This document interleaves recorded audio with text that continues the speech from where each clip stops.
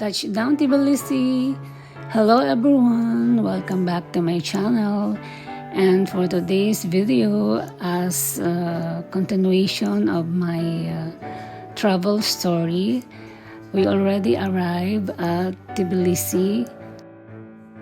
It's already lunchtime when we arrive, so the first thing we do is to look for a restaurant that we could have our lunch. From a friend's recommendation, nagpunta kami sa Stelzen House and doon kami nag-lunch. Ang masasabi ko sa food nila, masarap siya, malalaki ang portion and affordable.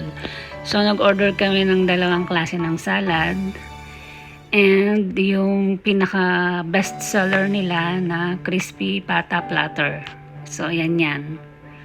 'Di ba ang dami niya?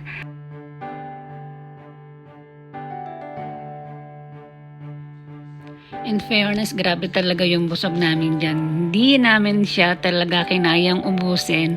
To think na gutom na kami niyan pagdating namin and apat pa kami. So far, talagang na-enjoy namin yung pagkain and it is highly recommended.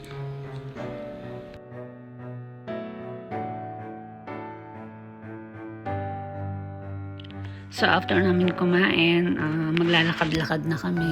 But before that, kailangan ko munang mag-retouch, pumunta ng comfort room para mag-prepare sa susunod na walkathon. By the way, ito palang Stelzen House, meron silang underground area. Doon yung makikita yung comfort room nila. And sa first floor, meron siyang indoor, meron siyang outdoor. Doon kami sa labas kumain kasi para ma-enjoy namin yung ambience ba. Tsaka medyo may konting snowfall siya noong mga panahon yan. So ayan, titikim, syempre, ang pampasiglang bilang, kailangan syumat ng wine.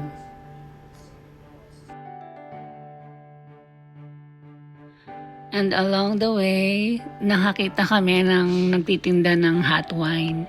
It was my first time to taste a wine na mainit. Napaka-awkward ng lasa niya pero it's fine.